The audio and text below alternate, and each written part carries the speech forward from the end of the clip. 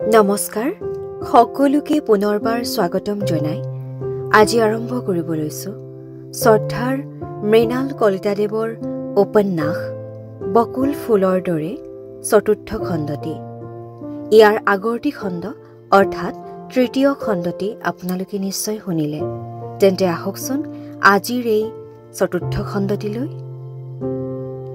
বাকিবোৰ লগৰীয়া গলগৈ শিলবোৰ মিঠাতেলৰ টিনেৰে হিচাপ কৰি দিবাকৰ বোলা মানুহজনে সকলোকে প্ৰাপ্য টকাখিনি দি দিলে দিবাকৰক এই কুৱেৰিটোৰ মালিক পৰেশ বোলা মানুহজনে চোৱাচিতা কৰিবলৈ ৰাখিছে মালিক সাধাৰণতে কুৱেৰিটোলৈ নাহে দিবাকৰক কুৱেৰিটো চাবলৈ দি মালিকে নিশ্চিন্ত হৈ লৈছে মালিকে ৰাস্তাঘাটৰ ঠিকাৰ কাম কৰে কেইবা ঠাইতো আন ব্যৱসায়ো আছে অসীমে ইমানবোৰ খবৰ লোৱাৰ বাবে কোনো আগ্ৰহ অনুভৱ নকৰে বহুত কথা সি বুজিও নাপায় সি মাত্ৰ এটা কথাই জানে তাৰ মালিক এজন খুব টকা থকা মানুহ ডাঙৰ মানুহবোৰে মালিকক খুব ভয় কৰে বিহুৱে পূজাই মানুহজনক কমিটিবোৰে আদৰ সাদৰ কৰে মঞ্চত গামোচা পিন্ধায় অসীমহঁত সৰু ল'ৰা সৰু কাম কৰে মানুহজনৰ লগত মুখামুখি হোৱাৰ প্ৰয়োজন নহয় সিহঁতৰ সম্পৰ্ক দিবাকৰ দাদাকৰ লগত অসীমে তাৰ পৰা পাব লগা টকাখিনি ল'লে কিন্তু সি এতিয়াও ঘৰলৈ যোৱা নাই যোৱাৰ কোনো ইচ্ছা হোৱা নাই তাৰ এতিয়া ঘৰত বাপেকে নিশ্চয় তালৈ অপেক্ষা কৰি আছে এতিয়াই ঘৰলৈ গ'লে তাৰ দিনটোৰ কষ্টৰ উপাৰ্জনখিনি পানীত পৰিব মদ খাবলৈ সেই পইচাখিনি বাপেকে গাৰ বলেৰে কাঢ়ি লৈ যাব তাৰ বৰ ভাগৰ লাগিছে ঘৰলৈ গৈ খাটত শুব পাৰিলে অলপ আৰাম পালেহেঁতেন সেই আশা সদ্যহতে সি বাদ দিলে এচটা বহল শিলত অসীম হৈ পৰিল অলপ অলপকৈ আন্ধাৰ জমিবলৈ আৰম্ভ কৰিছে পাহাৰৰ খুৰুংবোৰত ইতিমধ্যে বেছিকৈ আন্ধাৰ জমা হৈছে দেউতা কিয় এনেকুৱা হ'ল আগতে দেউতাকে মদ নাখাইছিল আজি কেইবছৰমানৰ পৰাহে দেউতাকে মদ খাবলৈ লৈছে গাঁৱত মদ খোৱা মানুহবোৰক কোনেও ভাল চকুৰে নাচায় মদ খোৱা মানুহক সিও ভাল নাপায় তেনেকুৱা মানুহক খুব ভয় কৰে সি প্ৰথম যিদিনা ৰাতি মদ খাই দেউতাকে ঘৰ সোমাইছিল তাৰ বৰ ভয় লাগিছিল দেউতাকৰ মুখৰ পৰা সেইদিনা যেতিয়া অচিনাকি তীব্ৰ গোন্ধ এটা তাৰ নাকত লাগিছিল তাৰ বমি বমি লাগি গৈছিল দুৰুল খোৱা জিভাৰ শব্দবোৰ অস্পষ্ট হৈ পৰিছিল অকাৰণতে মানুহজনে উচ্চস্বৰে হাঁহিছিল চিঞৰি চিঞৰি কান্দিছিল লাগবান্ধ নোহোৱা কথা এসোপা মানুহজনে অন্তহীনভাৱে বকি গৈছিল গোটেই দৃশ্যটো তাৰ বৰ আচহুৱা লাগিছিল তাৰ বাপেকো তাৰমানে মদপী হৈ গ'ল তাকো তাৰমানে মানুহে এতিয়াৰ পৰা মদপীৰ পুতেক বুলি ক'ব তাৰ বৰ দুখ লাগিছিল তাৰ বাপেকে মদ খোৱা কথাটো গাঁৱত লাহে লাহে সকলোৱে গম পাব তাৰ স্কুলৰ শিক্ষকবোৰেও গম পাব লগৰীয়াবোৰেও গম পাব কোনোবা দিনা হয়তো বাপেকে মদ খাই ৰাস্তাত লাং খাই পৰি থাকিব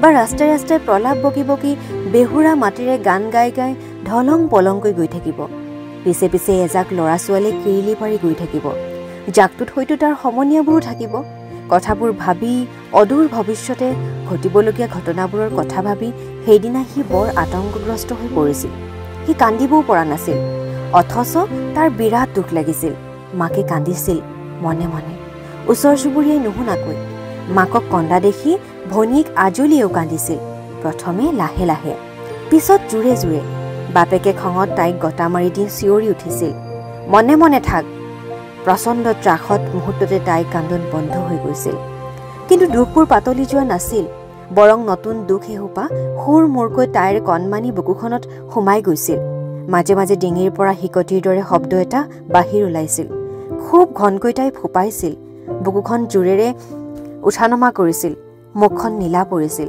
তাইৰ অৱস্থা দেখি ভয়তে মাক চিঞৰি উঠিছিল আৰু আজলি এসময়ত অচেতন হৈ পৰি গৈছিল মৰমীয়াল বাপেকৰ আচম্বিত পৰিৱৰ্তনে প্ৰথমবাৰৰ বাবে বাপেকৰ পৰা পোৱা কঠোৰ ব্যৱহাৰে বুকুত তোলা আবেগৰ প্ৰচণ্ড ঢৌ চম্ভালিব নোৱাৰি আজলি অচেতন হৈ গৈছিল এসময়ত ঘৰখনত যেন মৃত্যুৰ পিছৰ অস্বাভাৱিক নীৰৱ পৰিৱেশ বিৰাজ কৰিছিল কিহৰ মৃত্যু কাৰ মৃত্যু ভাবি ভাবি এসময়ত অসীমে উপলব্ধি কৰিছিল সঁচাকৈয়ে সিহঁতৰ ঘৰত কাৰোবাৰ মৃত্যু হৈছে সেই ৰাতিয়েই যেন সিহঁতৰ মৰমীয়াল বাপেকজন মৰি থাকিল মৃত্যুশোকে নিৰ্বাহ কৰিছিল তাক মৃতকৰ ঘৰৰ চৌকাৰ জুই নজ্বলাৰ দৰে সিহঁতৰ ঘৰৰো চৌকাৰ জুই জ্বলা নাছিল সেইদিনা সকলো লঘোণে আছিল আনকি কণমানি আজলি ৰাতি দেউতাকৰ লগত একেখন খাটত শুবলৈ ভয় লাগিছিল তাৰ বাপেকৰ টোপনি অহাৰ পিছত ভয়ে ভয়ে সি খাটত উঠিছিল।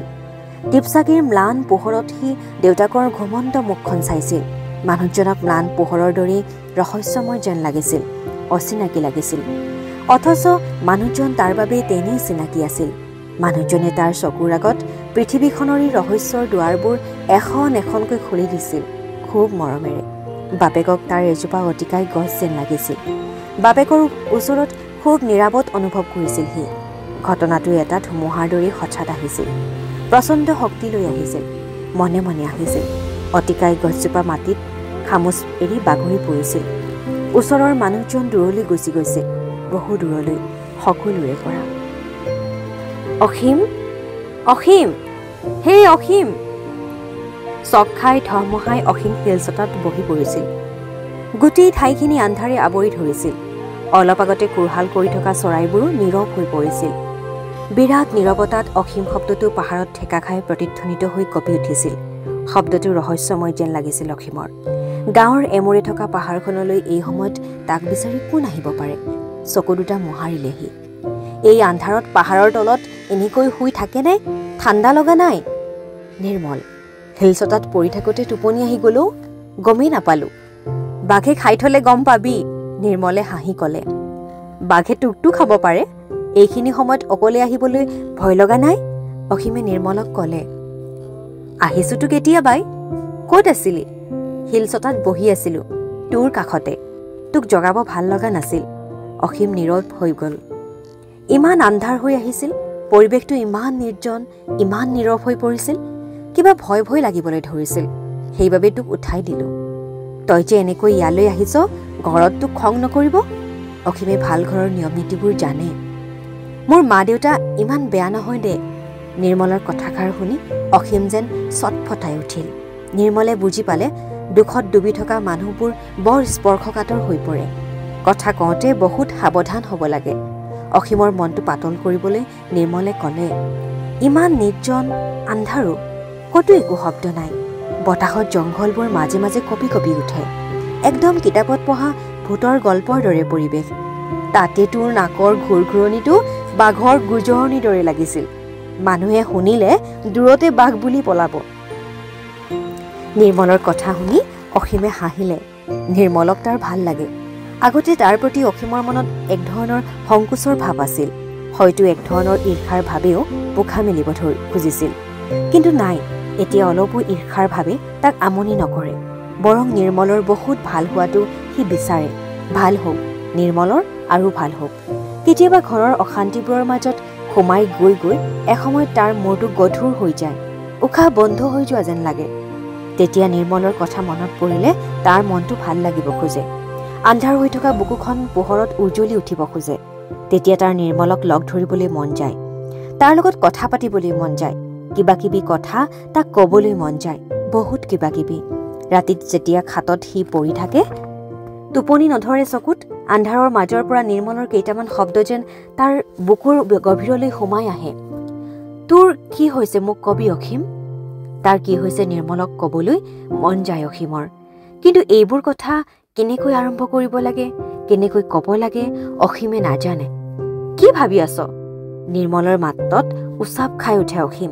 কথাবোৰ ভাবোঁতে ভাবোঁতে সি যে অকলে নাই, নিৰ্মলৰ লগতহে বহি আছে, সেই কথাও সি পাহৰি গৈছিল। আজিকালি দেখোন কাৰোবাৰ ওচৰত থাকিলেও সি অকলশৰীয়া হৈ পৰে। কি যে হৈছে তাৰ?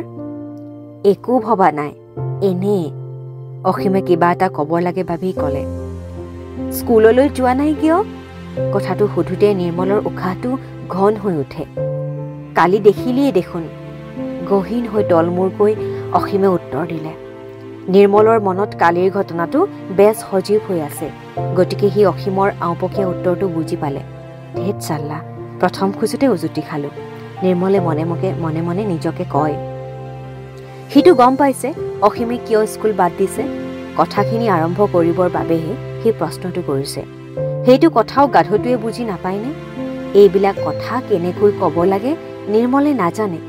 এইবিলাক কথা পতাতকৈ খেদাখেদি, মাৰামাৰি কৰা বেছি সহজ, নিৰ্মলে ভাবে। কাইলৈৰ পৰা আকৌ স্কুললৈ যাবি? নিৰ্মলে কোমলকৈ সোধে। নাযাওঁ। যাবি দে। নিৰ্মলৰ ধৈৰ্য কমি আহিছে। নাযাওঁ। যাবি দেও, নিৰ্মলে অলপ জোৰেৰে ক'লে। নাযাওঁ। অসীম গৰ্জি উঠিল। ধেত, এই অসীমটোৱে আলোচনা কৰিবলৈ কেনেকৈ কৰিব লাগে নাজানে। নিৰ্মলেতো নাজানে, এই গাধটো তাতোতকৈ বেছি নাজানে। স্কুললৈ নাযায় কাৰণে নহয়, আলোচনা কৰিবলৈ নাজানে বাবে নিৰ্মলৰ অসীমৰ ওপৰত খং উঠি যায়। কিয় নাযাওঁ? নিৰ্মলৰ মাতটো অলপ টানকৈ ওলাল। দেখা নাই? অসীমৰ মাতটো তাতোতকৈ টানকৈ ওলাল। দেখিছোঁ, শিল চটাত নাক বজাই শুই আছিলি, সেইবাবে নাযাওঁ।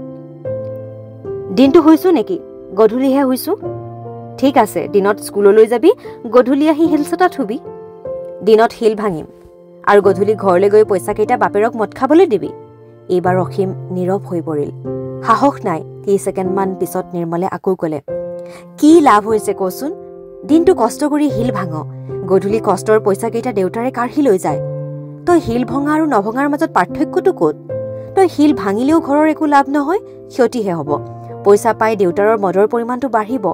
বেছি মদ, বেছি উৎপাত। ইমানখিনি কথা একেৰাহে ক'ব পাৰি নিৰ্মলৰ উৎসাহ বাঢ়ি গৈছিল। এটা দীঘল উশাহ লৈ সি আকৌ আৰম্ভ কৰিলে। শিল নাভাঙিলে তোৰ বহুত লাভ। তই আকৌ স্কুললৈ যাব পাৰিবি, শিল নাভাঙিলে তোৰ দেহৰ কষ্ট কমিব। আৰু ঢেৰ। নিৰ্মল ৰৈ গ'ল। আৰু কি? অসীমে শুনিবলৈ আগ্ৰহ প্ৰকাশ কৰিলে। নিৰ্মলৰ ভাল লাগি গ'ল। সি অসীমৰ থেতেলা খোৱা আঙুলিটোলৈ দেখুৱাই ক'লে, আৰু এইবিলাকো নহয়, কিবা ঔষধ খাইছ? অসীমে মূৰ জোকাৰিলে। বনশেৱলিৰ ৰস দিছোঁ, ঠিক হৈ যাব। অসীমে জনালে। কাইলৈৰ পৰা যাবি? কলৈ? অসীমে বুৰ্বকৰ দৰে সোধে। স্কুললৈ আকৌ। অসীম নীৰৱে ৰয়। এইবাৰ অন্ততঃ পোনচাতেই নাযাওঁ বুলি কোৱা নাই। নিৰ্মলে ভাবে। নিৰ্মলে আকৌ সোধে, যাবি? মোৰতো পঢ়া বহুত বেয়া হৈ গৈছে আৰু ঘৰত ইমান সমস্যা, মই জানো পঢ়ি কিবা লাভ হ'ব? চা অসীম, সমস্যাৰ পৰা পলালে সমস্যাৰ সমাধান নহয়। কথাষাৰ কৈ নিৰ্মলে কেইছেকেণ্ডমান তভক মাৰি ৰ'ল। সি মনত পেলাবলৈ চেষ্টা কৰিলে কথাষাৰ সি ক'ৰবাত পঢ়িছিল নেকি। তাৰপিছত অলপ লেনিয়াই সি লাহেকৈ সুধিলে, যাবি? ৰাতিটো ভাবি চাওঁ দে, অসীমে গহীনাই ক'লে। হ'ব, আজিলৈ এইখিনি হ'লেও হ'ব। কিতাপত আছে নহয়, ভুকুতে কলটো নপকে। ভালকৈ আন্ধাৰ হৈছিল। সিহঁত বহাৰ পৰা উঠিল। বিজুলী বাতি আৰু লেম্প চাকিৰ পোহৰত গাঁওখন ধুনীয়া দেখাইছিল। পাহাৰতলিৰ আন্ধাৰৰ মাজৰ পৰা সিহঁতে দেখিছিল। সিহঁত গাঁৱৰ ফালে আগবাঢ়িল। কাৰো মুখত কথা নাই। অসীমৰ ঘৰৰ পদূলিমুখত দুয়ো ৰ'ল। আন্ধাৰ, ইয়াতেই দুয়ো এৰাহেৰি হ'ব। নিৰ্মলে অসীমৰ হাত এখনত ধৰি লাহেকৈ ক'লে, কাইলৈ স্কুলত মই তোৰ বাবে ৰৈ থাকিম। অসীমে একো কোৱা নাই। তই যাবি? তোক ক্লাছত নেদেখিলে মোৰ বৰ বেয়া লাগে অসীম। অসীমে একো কোৱা নাই। বৰকৈ মনত পৰে জানো? অসীমে কান্দিছে। নিৰ্মলে দেখা নাপালে। আন্ধাৰ। ইমান পৰে শ্ৰোতাসকলে মৃণাল কলিতাদেৱৰ উপন্যাস বকুল ফুলৰ দৰে চতুৰ্থ খণ্ডটি শুনিলে। আশা কৰোঁ এই খণ্ডটিয়ে আপোনালোকক আমোদ দিলে। ইয়াৰ পিছৰটি খণ্ড মই আপোনালোকৰ মাজলৈ অতি সোনকালেই লৈ অহাৰ প্ৰতিশ্ৰুতিৰে আজিলৈ আহোঁ। ধন্যবাদ।